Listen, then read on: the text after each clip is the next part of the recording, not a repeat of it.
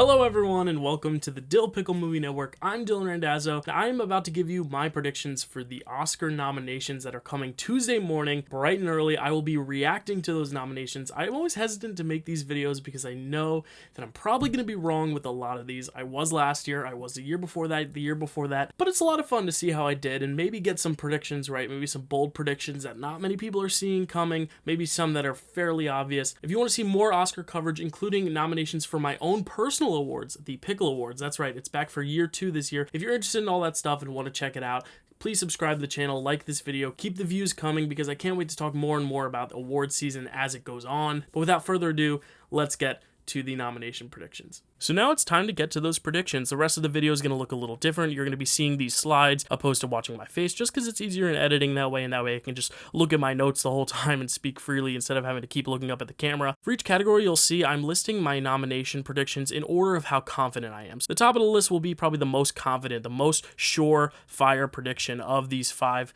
in each category, and then toward the bottom you might get the ones that I'm a little iffier on or the ones that are on the bubble, and then right afterwards I have my tough cuts. These are the movies that I think could end up sneaking in there, but are just outside of my prediction range right now. We're going to start with the short film categories just because these are the ones I know the least about. Everyone else probably knows the least about, but I'm just going to stick with the Gold Derby top 5. Gold Derby is a great website to look at for Oscar predictions. I don't live by Gold Derby. I do disagree with Gold Derby in a few cases, which we'll talk about later, but for the short film categories, it's really easy to just kind of go by what Gold Derby's thinking since that seems to be the best consensus of these nominations. So for Best Live Action Short, I am predicting When the Sun Sets, The Long Goodbye, Television, Censor of Dreams, and Freemas, with potential spoilers being Your Dead Helen, The Criminals, and The Dress. Again, anything can happen with these categories. Moving on to documentary short, same thing. I'm going with the Gold Derby top 5 here. 3 songs for Benazir, The Queen of Basketball, Coded, The Hidden Love of J.C. Leyendecker, When We Were Bullies, and Terror Contagion. Those are the 5 I'm predicting, but don't count out Audible, Day of Rage, or Camp Confidential, America's Secret Nazis. Again, I have not seen any of these, but I'm excited to watch them if they get nominated, when they get nominated. And the last of the short categories, Best Animated Short, and these ones, again, I have not seen all of them, but a lot of these are a little bit more accessible in terms of short films, so I'm excited to look at some of them after they're nominated. I'm predicting Us Again, Robin, The Windshield Wiper, Step Into the River, and Only a Child, but again, to give you 3 other possible contenders, The Musician, Namu, Mum is Pouring Rain, any of this could happen. Going forward, these are the categories that I think I have a pretty good grasp on, just looking at different Guild Awards. Each of these categories kind of has a Guild Award that it goes hand in hand with, and then there are also BAFTA Awards and Critics' Choice. Sometimes there's a SAG Award or a Golden Globe that can help predict these. So going forward, it's going to be a little bit easier to predict, starting with production design. This one actually is a little tough to predict because the Art Directors Guild Award, the ADG, separates based on period pieces and different genres, so it's going to be hard to get a concise 5 nominees, but I think the locks for sure are Dune, The French Dispatch, Nightmare Alley, and West Side Story. Those 4 have seemed very consistent. They all got BAFTA nominations, they all got Critics' Choice, they all got ADGA nominations.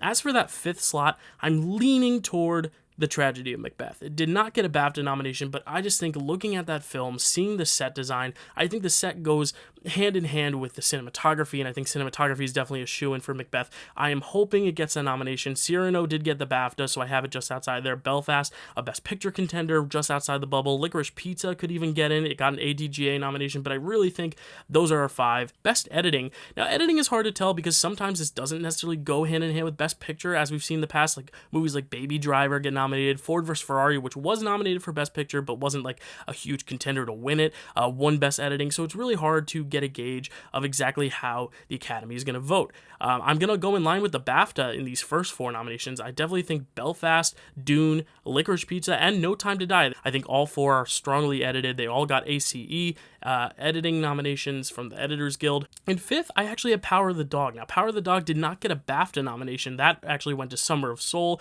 And while I think it'd be really cool for Summer of Soul to get in here, I don't think I see a documentary getting in for editing. So I think it's really between Power of the Dog and West Side Story for that 5th slot.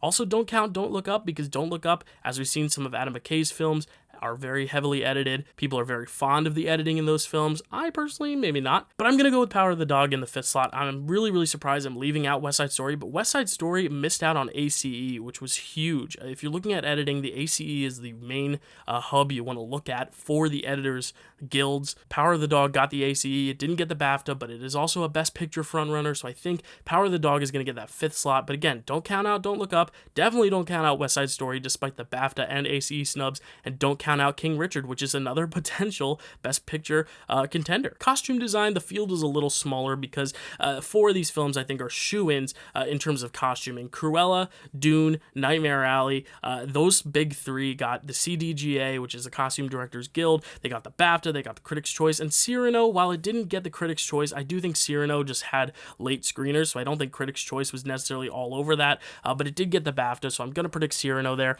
As for this 5th slot, again, I don't want to snub West Side Story like I did in editing, so I'm going to give it the 5th slot just because I think those costumes are gorgeous. It got the Critics' Choice nomination, but that means I'm cutting House of Gucci, and I just don't feel right cutting House of Gucci, but House of Gucci missed out on BAFTA, so did West Side Story, so I think those two are fighting for that 5th slot. French Dispatch also got nominated for the BAFTA, but I don't see French Dispatch getting enough support here over films like West Side Story and House of Gucci, especially since French Dispatch missed out on the CDGA. And then I also have Spencer in my honorable mentions, only because it's impossible to watch that film and not be impressed with the costumes, but for some reason, and we'll get to it later, Spencer is not performing as well as we thought it would. Moving on to cinematography, I think, again, the top 4 here are pretty clear. Dune, Tragedy of Macbeth, Power of the Dog, and Nightmare Alley have been getting everything. BAFTA, Critics' Choice, ASC, which is the American Society of Cinematographers, and this once again leaves West Side Story on the bubble. I teetered back and forth between Belfast and West Side Story, Belfast and West Side Story, just because Belfast, it's black and white, people might like that, it's also a Best Picture contender, but again, West Side Story is a Best Picture contender in my opinion too.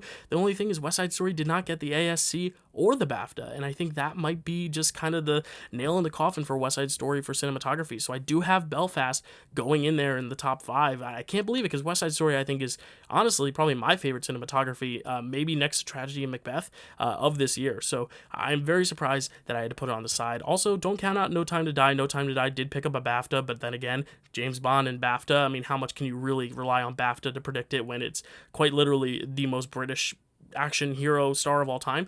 Also, the French Dispatch. It's probably going to pick up some production design. It's in contention for costume design, so French Dispatch could follow suit and get a cinematography nomination too. I wouldn't count it out, but I'm going to go with those 5. Visual effects. Visual effects is very hard because it really just relies on what they decide to show the Academy in their small little package. Spider-Man No Way Home is the big question mark here because it wasn't eligible for BAFTAs. They did not get screeners in on time, but it got a VES, a Visual Effects Society nomination, and I think there's some really good de-aging in Spider-Man No Way Home. Now, if they decide to show him the big battle at the end, I don't think it has as good of a shot because it's a lot of just grays and all these different colors that aren't necessarily as pleasing as some of these other films, but I think Spider-Man No Way Home is going to get that 5th slot next to Dune, Matrix Resurrection, No Time to Die, and Free Guy, which all seem like pretty good bets, especially after their BAFTA nominations. Ghostbusters Afterlife is right there on the border because of their BAFTA nomination, but again, Spider-Man No Way Home not eligible for the BAFTA, so I think that's the reason why Ghostbusters picked that up. Shang-Chi was a lock for a while. It got the VES nomination, it got a Critics' Choice nomination, but it didn't get the BAFTA, and I just think the Marvel crowd is going to go more for Spider-Man than Shang-Chi, and Godzilla vs. Kong is right there too, because I cannot imagine watching that film and not nominating it for visual effects, but it came out so early in the year, so maybe that's why. Moving on to sound, I think the big juggernauts here are predicted to get nominated here. Dune, West Side Story, No Time to Die. Those 3 definitely seem like the most sound heavy. Believe it or not, even more so than like Quiet Place Part 2, which should be all about the sound, but Quiet Place Part 2 didn't get the CAS, which is the Cinema Audio Society nomination. My thought is maybe it was just too early on in the year, but I still think Quiet Place Part 2 is going to get in there with those other 3 top dogs. And then I'm just going to go right in line with the BAFTA and say Last Night in Soho gets a sound nomination. I think Last Night in Soho is not going to walk away with 0 nominations. I don't really know where else it would get nominated, but I think it'll get at least 1 nomination at the Oscars. I think it's worthy of at least 1 nomination, and this is a good place to honor it. So I'm going to give Last Night in Soho that 5th slot, but right outside, Spider-Man No Way Home, it's a big wild card. No one knows what to do about it because of screenings and stuff.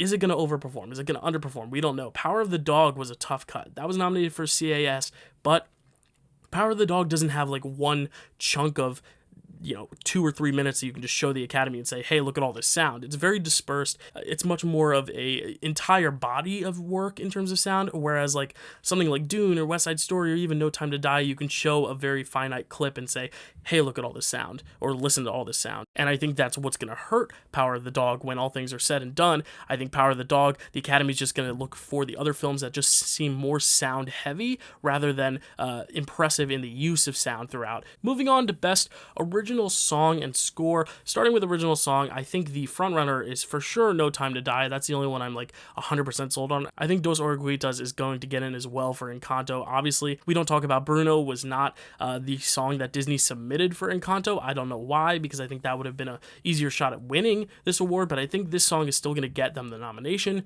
I think Be Alive is going to get nominated just because it's Beyonce. It's not my favorite song of this lineup, but again, Beyonce's a big name. People respect her and they like the film. They're going to watch that film. Just Look Up from Don't Look Up, a similar thing. Ariana Grande, big name.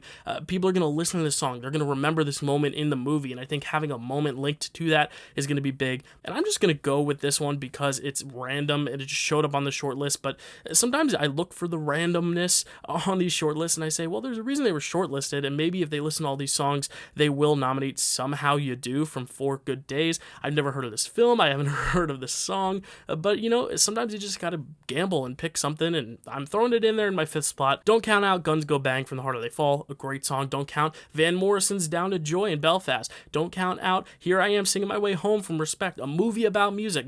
Any of these contenders can get in.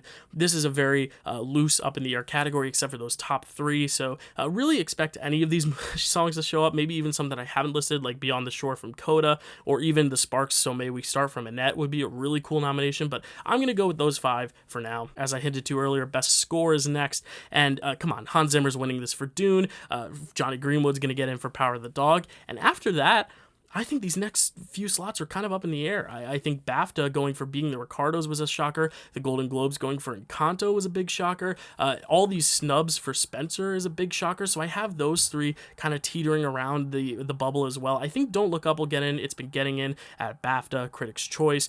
French Dispatch also got a BAFTA nomination. Again, I think it's going to be heavily playing into these technical awards, French Dispatch. It's also personally one of my favorite scores of the year. And then this 5th slot, I'm going to go with, just because of the recent of the BAFTAs, I'm going to go with Being the Ricardos. I think Being the Ricardos is a movie that was going to be a big Oscar player, kind of fell off, and now is a big Oscar player again because Nicole Kidman was named like a front runner, and then Javier Bardem got a SAG nomination, and then it got a PGA nomination. So I think Being the Ricardos is going to show up a lot more than it should at the Oscars this year. So I'm going to go with it for the 5th slot. I don't think the score is anything special, but I just see the Academy leaning toward a film like that over a film like Encanto or Spencer or Parallel Mothers that aren't really going to be Best Picture contenders. Moving on to Makeup and Hairstyling. This is also tough because the MUAH, the MUAH, the Makeup and Hairstyling Guild, did nominate a lot of films because they go by period pieces and science fiction and contemporary. They cover all the ground.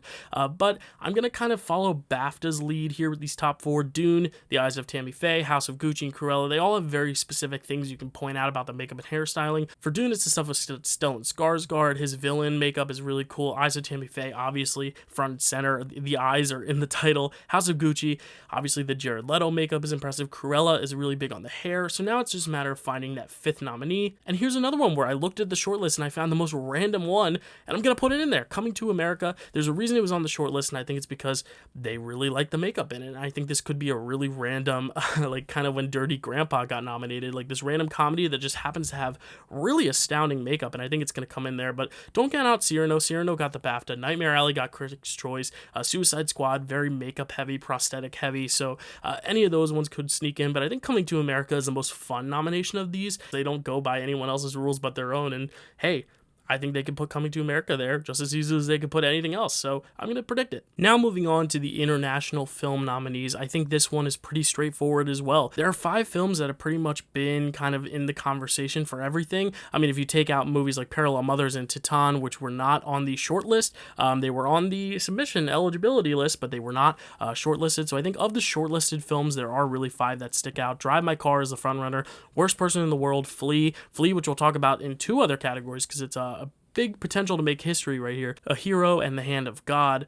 Those 5 seem very solid. Compartment number 6 is the number 6, if there was to be a spoiler, but again, I don't think any of those are going to happen. Compartment number 6, Lamb, Prayers of the Stolen, I don't think those films are going to get in. I think those 5 are pretty solid. I think if there's one sure bet, I think those 5 are the surest of the day. Moving on to documentary. Look, there's Flea again. That's right. Flea is my number 3, though, behind the 2 heavy juggernauts, The Rescue and Summer of Soul. The Rescue and Summer of Soul are kind of like the big 2 contending for the win right now. Obviously, we've seen in the past with documentary, the Mr. Rogers documentary, 3 Identical Strangers, Jane, a lot of these documentaries in the past that were hailed the frontrunner missed. So if Rescue or Summer of Soul gets snubbed, do not be surprised. But I think this year it's going to work out well for them. I also see Ascension and Attica joining there as well. I think in the same breath, Simple as Water could happen. I think Procession is the one that I think a lot of people have been talking about. It's been buzzed about, but I think that could be the one that ends up getting the shocking snub. I think a lot of people are predicting Procession. I don't see it happening. I think those 5 that I mentioned seem sure. But again, documentary always gives us some weird snubs.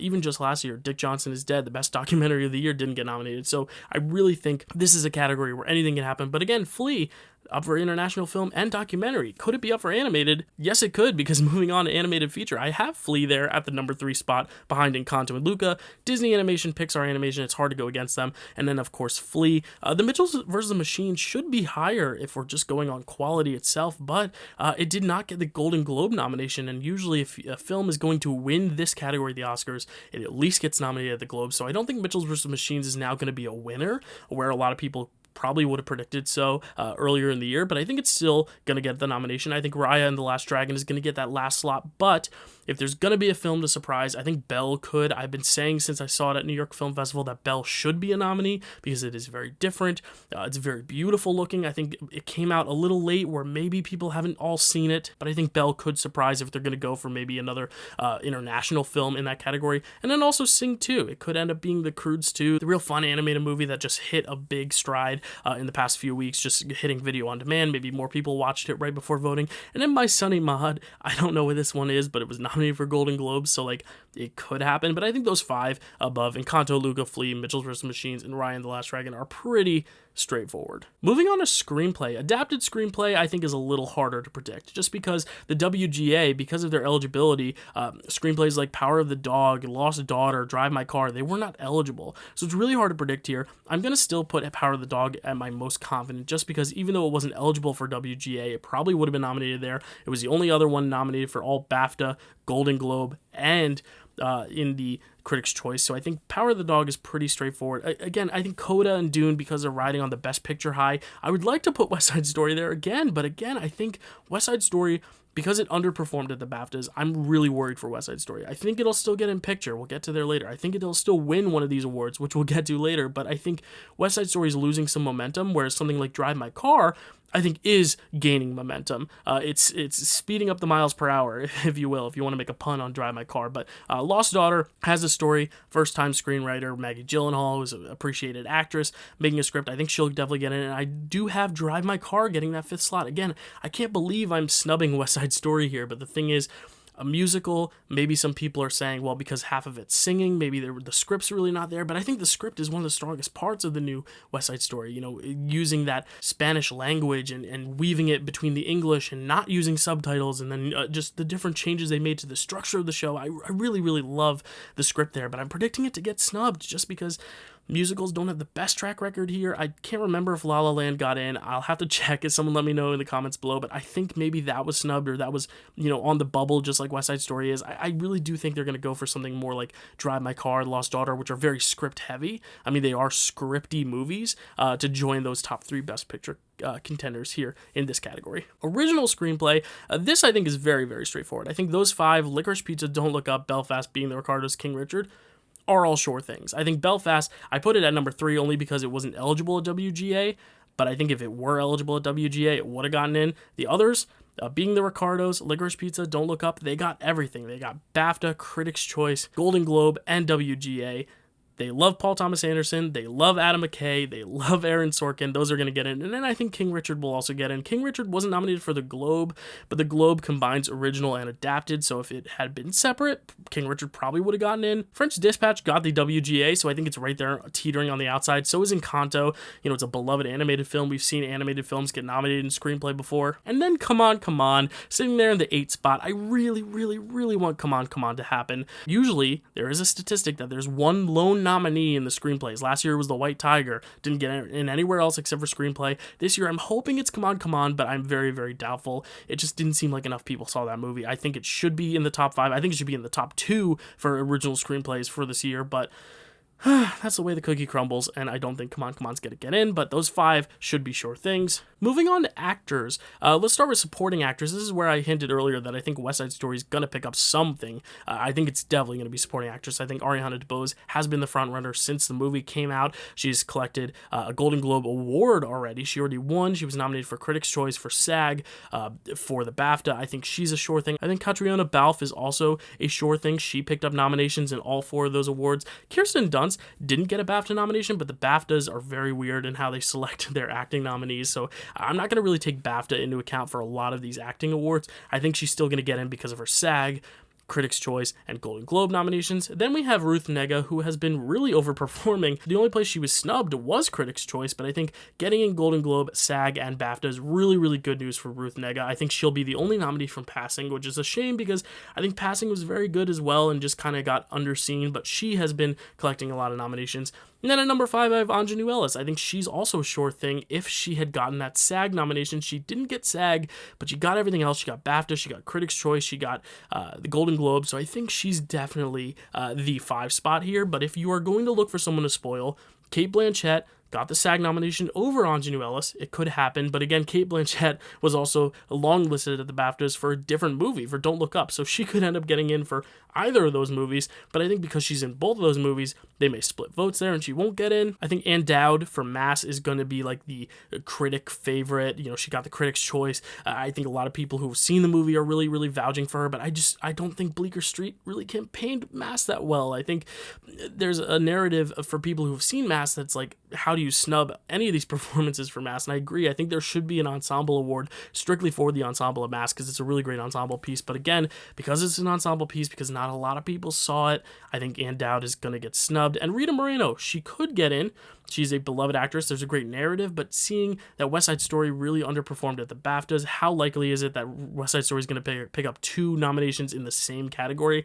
I think it's not likely. Moving on to Best Supporting Actor, Cody Smith-McPhee and Troy Kotsur have been nominated for everything: Critics' Choice, BAFTA, Golden Globe, and SAG. Beyond them, this is a giant pick'em. I think the Belfast boys at one point, Kieran Hines and Jamie Dornan, were both locks. Now I don't know if either of them are locks because they both missed SAG. I think Kieran Hines can still get in. He got the BAFTA nomination, he got the Golden Globe, he got Critics' Choice. I think he's been getting enough momentum, and Belfast is still one of the top contenders for Best Picture, so I definitely think Kieran Hines will get in. Jamie Dornan, though, I don't know. There's still a narrative around Jamie Dornan being a guy from the 50 Shades of Grey franchise. I think a lot of stuff is playing against him, and the fact that, again, nominating 2 people from the same movie in the same category is tough. It doesn't happen a lot, but if it does happen, I think Jamie Dornan could get in. But who I'm predicting instead of Jamie Dornan, I'm predicting Ben Affleck for The Tender Bar. This is a movie that came very late in the season but has been getting steam. A lot of people have been watching it on Amazon Prime. He got the SAG nomination, which I think was the first big step, and he also got the Golden Globe, which was another big step, even though it's a smaller voting body. I just think it's bringing awareness to this performance, and I would like to see him get in. Not for this film. I'd like to see him get in actually for The Last Duel, but if we're going to honor him in general, this could be a way to honor him for both films and just nominate him for the one that he's more likely to. Jared Leto is the big wild card here because a lot of people have been saying that performance is a joke. You can't nominate it. Some people are saying he saves the movie. Some people like me think, it's a good performance for a different movie, but because of the movie he's in, it sticks out like a sore thumb. But that's not really to fault him because the whole movie is kind of bland when it should be at the same level as him. I don't know. I'm conflicted, but I think because he got the SAG, because he got the Critics' Choice, I think he'll get in here. This is a tough category because Bradley Cooper is also circling out there with SAG, but again, his part is so small that I I definitely see why you would nominate it because it's a big, impactful part of Licorice Pizza, but I just don't see him getting enough votes just overall over some of these bigger contenders, like someone like Troy Kotsur, who's in the whole movie, or Ben Affleck, who's in a lot of his movie, or even Jared Leto. I think they have just longer tracks. J.K. Simmons could also get in for Being the Ricardos. Like I said earlier, I think Being the Ricardos is picking up a lot of momentum right now, and he could very well get in as well. So this is a tough category. You also have Mike Feist, Jesse Plemons, Woody Norman. They got BAFTA nominations, so you could even see them getting in. I don't know. This is a very wide open category. But speaking of wide open, let's go to actress, because actress is the hardest category right now to predict, because there is only one person who was nominated for BAFTA, Critics' Choice, SAG, and Golden Globe, and that is Miss Lady Gaga. So I think Lady Gaga is the surest bet here, whereas a few weeks ago I wouldn't have even predicted it. But Lady Gaga's definitely getting in here. I think Nicole Kidman was the frontrunner after winning the Globe. She's been in everywhere except for the BAFTA. Jessica Chastain has been nominated for everything except for the BAFTA. Olivia Colman has been nominated for everything except for the BAFTA. So those four, I'm pretty confident getting in. I mean, again, a lot of people are predicting Jessica Chastain to get snubbed. It could happen. Like, there are a lot of potential possibilities. I think there are 12 actresses who could get nominated. I think Tessa Thompson could get nominated because she got the BAFTA. I think Renate Reinsva for The Worst Person in the World should be nominated and maybe should win the award. She will not probably be nominated, but she was nominated for BAFTA. Amelia Jones nominated for BAFTA, and she got a Critics' Choice nomination for Young Actress.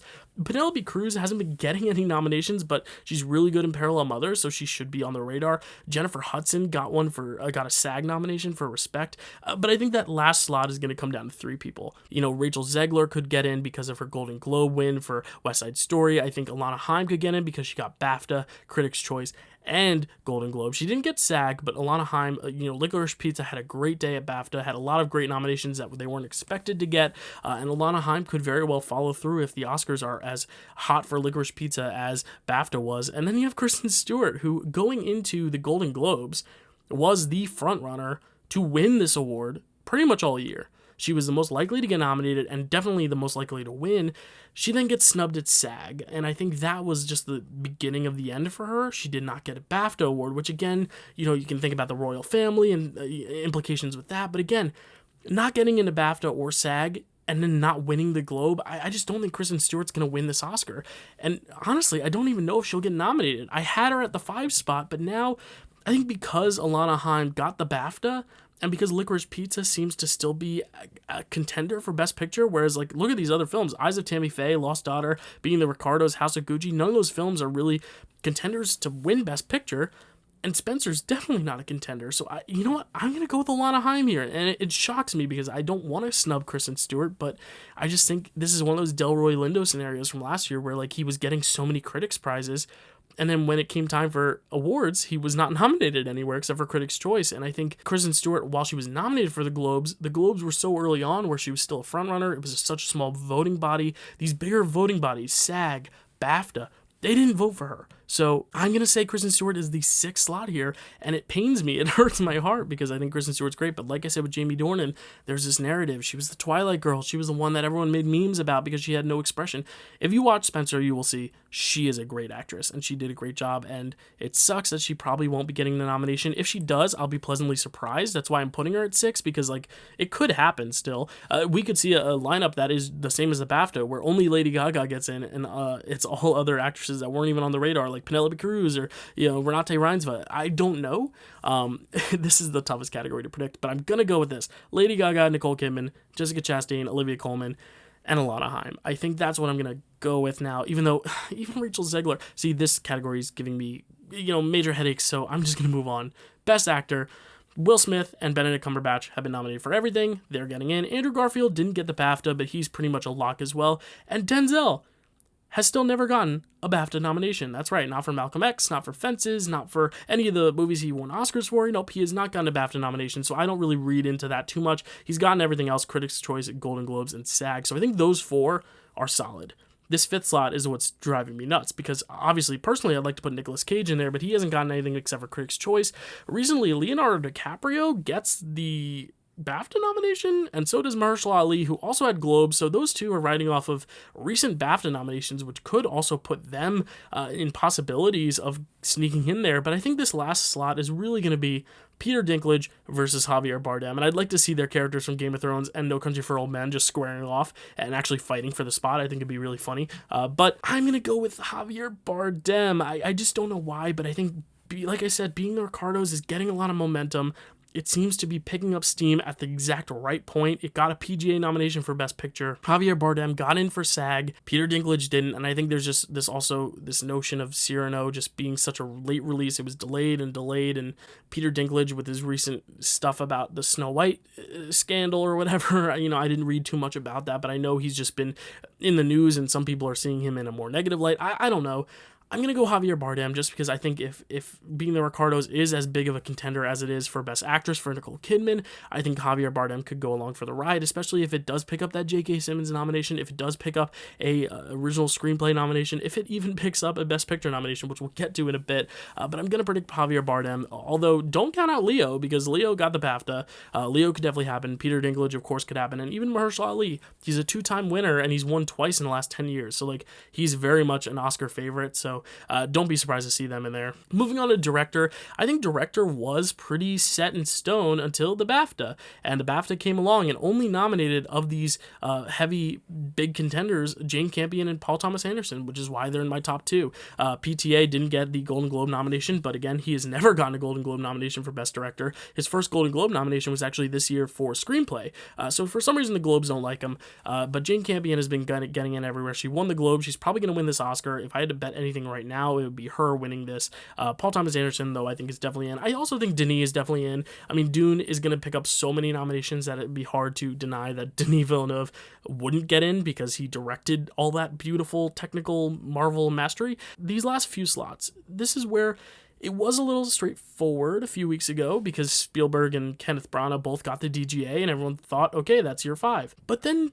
both Spielberg and Branagh and Villeneuve missed the BAFTA, and director Hamaguchi from Drive My Car got in. And in the past few years, Cold War came out. The director got a nomination for it. Last year, Another Round. The director for Another Round got nominated. These films that aren't necessarily even Best Picture nominees, there always seems to be a trend where a sole international film director will get a nomination, even if their film isn't in Best Picture. And we'll get to it later, whether or not I think Drive My Car will be in Best Picture or not. But even if it is or isn't, I think the lone international director nomination has been a trend we've seen in the past, and I'm almost inclined to put him in the top 5. The question is, who do I take out, Spielberg or Branagh? A lot of people are saying Spielberg's going to miss in favor of Hamaguchi.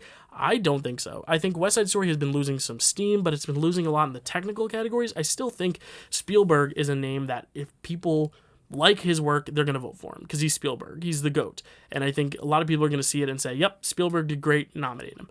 Branagh, on the other hand, I think a lot of people think of him as an actor first. I think that's one of the reasons why Maggie Gyllenhaal hasn't really been a big contender, because everyone's like, oh, it's her first try directing. She might get one later down the line, but let's go for screenplay for her. And I think Branagh is a similar thing. He has been directing for a while, but he's also been an actor. He's going to be acting in his own movie that he directed, Death on the Nile, by the time the Oscars even come out. So, I think that could hold back Kenneth Branagh. Some Best Picture movies, Argo, and even A Star is Born, which didn't end up winning, but was a big frontrunner early on, their directors missed. Ben Affleck doesn't get nominated for Argo. Bradley Cooper didn't get nominated for A Star is Born for director. Green Book did the same thing. The director was not nominated for Green Book. So, I really think this is one of those cases where Belfast can still be a contender while not getting the director nomination, and I think they would go for the international nominee just because that seems to be a trend. We saw it with Vinterberg last year. We saw it with Cold War. All these movies. I'm going to go with that. I'm predicting Hamaguchi for the 5th slot, and I'm predicting Branagh to miss. If Branagh gets in and it's the DGA 5, it'll be predictable, and I'll be really tough on myself then. But I'm going to lean with the upset there and have director Hamaguchi get in for Drive My Car. And now we move on to Best Picture, which is honestly kind of straightforward this year. I think the last slot is the only one that we can kind of debate. I think the top 9, though, are pretty solid. Even though movies like West Side Story and Tick Tick Boom maybe underperformed at the BAFTAs, something like Coda, was an early year release. I think these 9 top movies are pretty solid. All 9 of them got in at PGA, all 9 of them got in at the Golden Globes, and all 9 of them got in at Critics' Choice. So those 9, Power of the Dog, Belfast, Don't Look Up, Licorice Pizza, Dune, King Richard, West Side Story, Coda, Tick Tick Boom. I think those are definitely getting in. I think the only thing we have to debate now is the 10 slot. Like I said earlier, I considered Drive My Car just because it had been getting so many critical awards, but the more I looked at it, it wasn't nominated in BAFTA, it wasn't nominated Critics' Choice or the Guilds. I don't know if it is going to be a nominee here. I like to think that because they opened it up to 10 that an international nominee could get in, but then I saw the film yesterday and I really liked the film, but it didn't scream Best Picture nominee to me in the way that, like, I don't think a lot of people, aside from like critics and like really huge cinephiles, are going to watch that and say, oh, best of the year. Like I could see other people maybe in other branches of the Academy almost being a little bit not bored by it, but it's not their conventional Oscar bait. So I honestly don't think Drive My Car is going to get in like I would have predicted even 3 or 4 days ago.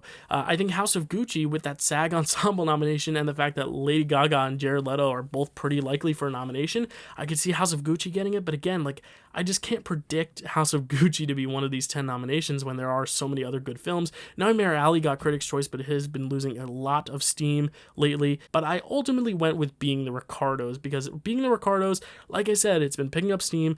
It is now a Best Actress frontrunner, possibly with Nicole Kidman. It has some steam with Best Actor, maybe Javier Bardem getting in. It's going to get a Screenplay nomination. It's Aaron Sorkin. Everyone in the Academy loves Aaron Sorkin. Trial of the Chicago 7 got nominated last year because it just feels like the most Oscar baity film of these bubble films, even more so than like House of Gucci or Nightmare Alley, and especially more than Drive My Car. And it sucks because I think this is the opportunity, now that they're extending it to 10, to pick a less conventional movie. Put a Drive My Car in there, or Tragedy of Macbeth, or even a Spider-Man, which is very different in the fact that it is an esteemed popular hit. They once toyed around with the idea of having a popular film category for films like Spider-Man. This is the opportunity to make a fun, interesting 10th nominee, and it's probably going to be Being the Ricardos, which is not the most interesting, but again, it is the most safe. It is the 10th PGA nominee. This is basically the 10 movies that were nominated for PGA, which means I'm probably going to be wrong with one of them, but it's the safest bet. And I think if you want to do the best on Gold Derby or do the best with your friends and your pools, I think the top 10 here are a pretty solid 10